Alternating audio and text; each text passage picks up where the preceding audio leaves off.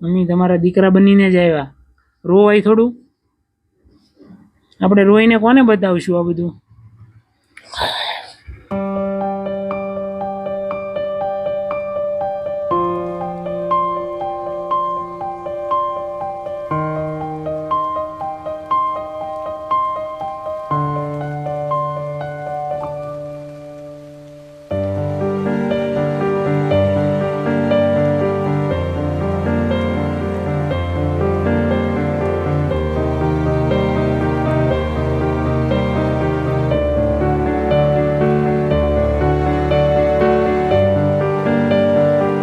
નમસ્તે દોસ્તો, મહુવાના બંદર રોડ ઉપર કંપોજ એરિયામાં આવ્યા છીએ.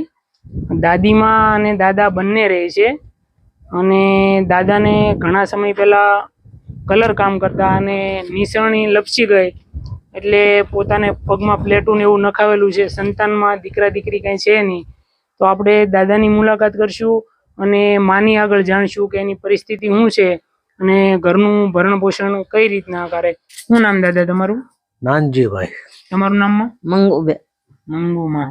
તો દાદા શું તકલીફ છે અત્યારે ઘરમાં? તકલીફમાં એવું છે કે હું પેલા કલર કામ કરતો, એટલે હું નાલી લીસણી પેલી લેપટ્યો અને પીડ્યો, એટલે મારે પગ ભાંગી ગયો, એટલે હું પ્લેટ હરિયો નાખેલો તો હું હાલી શકતો નથી.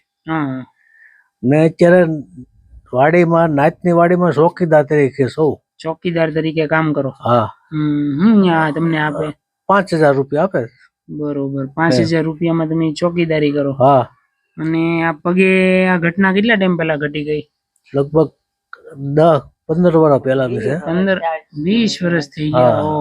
10-15-20 તો ઘણા સમય પહેલા કહેવાય. ત્યારથી પરિસ્થિતિ તમારી આવી છે, કોઈ ફેરફાર નથી. પરિવારમાં બીજું કોઈ નહીં? 2 માણસ છે. દીકરા દીકરી નહીં? કાંઈ નથી ભાઈ. અમે 2 માણસ છે અને ક્યારેક હું દાડિયા જાઉં, ક્યારેક નથી જાતી ભાઈ. તમને કઈ તકલીફ છે? મને પગ દુખે બહુ. 2 પગ દુખે? 2 પગ દુખે. ક્યારેક મજૂરી મળે તો જવાનું, નકર નો થાય. હારા હોય તો તમારે જેખા તો કે, નકર નો કે. બધી તકલીફ પાટા બાંધેલા છે. ઠીક છે, કરીએ ભાઈ. દાડી થાય તો કરીએ, નો થાય તો શું કરું? અત્યારે મોંઘવારી છે, કઈ વસ્તુનું નામ લેવાય નહીં. કઈ 500 તેલ લેવા જાય તો 100 રૂપિયા થાય. તો 2 માણસ ખાવું તો જોવે ને. ખાઈ તારે આપણે રહી ને, થોડું આમે જવાય. ક્યારેક કોક કે તો જાય, નો કે તો ન જાય. ટૂંકમાં નાની મોટી મજૂરી હળવી મળે એ કરવાની, બાકી તો ઘરે જ રહેવાનું. ઘરે જ રહીએ. અને મારા દાદા અત્યારે આ સમયમાં ચોકીદારી કરવા જાય, એને હાલી તો એકતા નથી. નહીં, અમે હાટું તો ક્યારેક ના રહી, ક્યારેક પાછા આવી આવી. હું આખો દી ઘેરે હોઉં તો આવી આવું. મજૂરી જ્યાં હોય તો પછી ઘરે રહેવું પડે. રહેવાનું તો અહીંયા જ. ના તો ખાલી ચોકીદાર તરીકે જવું પડે, એટલે જવું હું જાઉં. બરોબર છે. તો દાદા આ મકાન કેમ આવા છે, ઉડી ગયેલા? અરે ભાઈ, વાવાઝોડામાં બધું પડી ગયું હતું.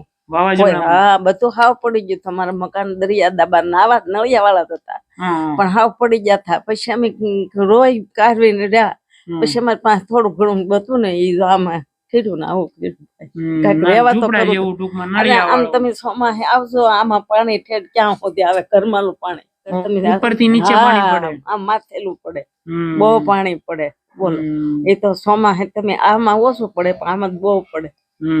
ને આ તો હું ખાધા વિના કે રીધા વિના રેવાય નહીં. આ સમય બધા રહેવું તો પડે એમ.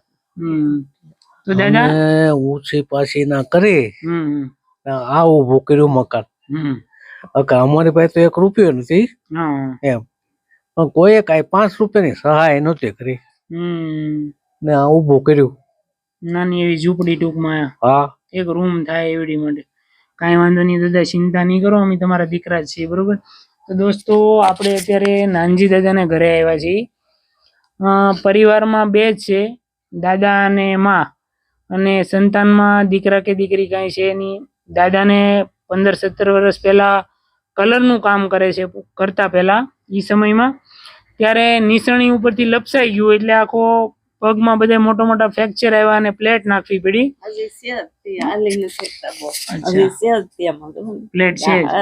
એટલે દાદા એ સમયમાં તમે પોતાનું કલર કામ કરતા કે મજૂરીએ જતા? મજૂરી હતો બીજા ભેગા મજૂરી હતા.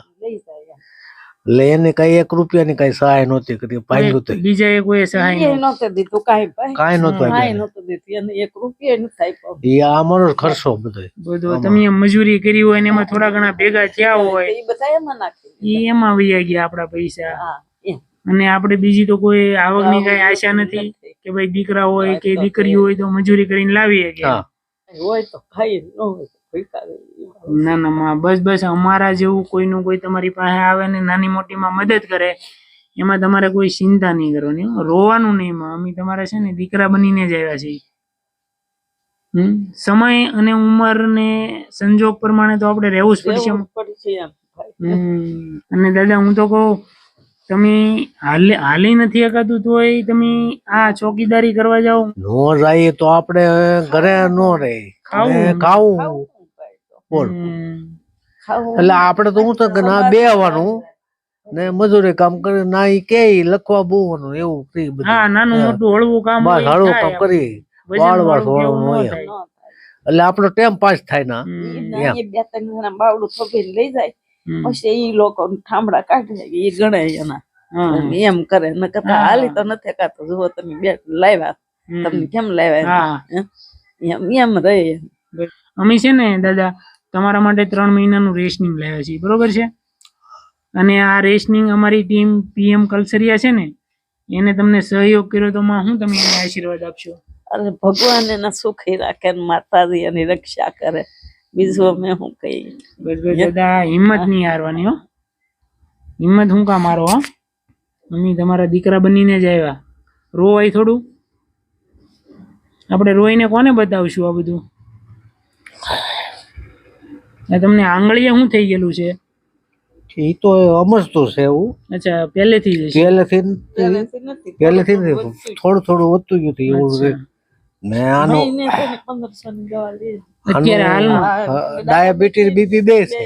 1500 ની તો દવામાં ખર્ચો થઈ જાય. ડાયાબિટીસ BP 2 છે. તો દાદા ઘણી બધી તકલીફ વાળું કહેવાય. 2 વસ્તુ છે. આને ઓપરેશન કરાવવાનું કીધું હતું, વ્યાસ સાહેબ ને મેં કીધું હતું. મને કે ઓપરેશન નો થાય, કે તમારે ડાયાબિટીસ BP 2 છે એટલે નો થાય. બરોબર, નો થાય. ભલે એમને અત્યારે તમે ભગવાન કરીને તમે આવ્યા છો, ભગવાનના રૂપમાં જ આવ્યા છો. બસ દાદા માતાજી સુખી રાખે.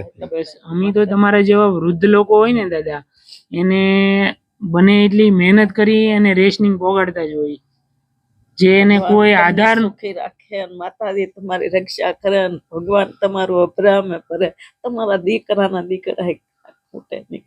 બસ આવી મહેનત કરતા રહી અમે, અને તમારા જેવા નિરાધાર લોકો એને કાયમ માટે સહયોગ કરતા રહી. બરોબર? તો દોસ્તો, આ હતા નાનજી દાદા, જે 15-17 વર્ષથી આવી રીતના તકલીફમાં છે. એકદમ નાનું એવું ઘર છે, 1 પડાળિયું ને 1 જ રૂમ છે. અને દાદીમાં તે પોતાના ગોઠણ દુખે, કોઈ જગ્યાએ એટલી બધી વજન વાળું મહેનત વાળું કામ ન કરી શકે. હળવું કામ મળી ગયું હોય તો પોતે મજૂરી કામ માટે વહ્યા જાય, જેથી કરીને એને સમય પણ પસાર થાય અને મનમાં એવા કોઈ નબળા વિચાર ન આવે અને આવી રીતના એનું ગુજરાન કરે. તો દોસ્તો, તમે પણ આવા નિરાધાર લોકોને સહયોગ કરવા માંગતા હો તો ડિસ્ક્રિપ્શનમાં મારો નંબર છે, તમે મારો ગમે ત્યારે કોન્ટેક્ટ કરી શકો. વિડીયો પસંદ આવે તો લાઇક, શેર અને ચેનલ સબસ્ક્રાઇબ કરવાનું ભૂલતા નહીં. ફેસબુક જોતા હો તો પેજને ફોલો કરજો. મળતા રહીશું નવા વિડીયો સાથે. ત્યાં સુધી આવજો અને તમારું ધ્યાન રાખજો.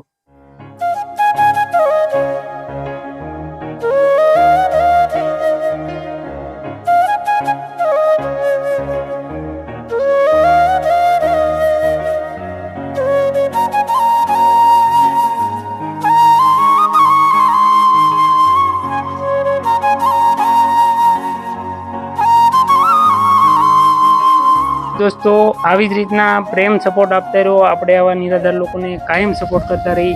Thank you.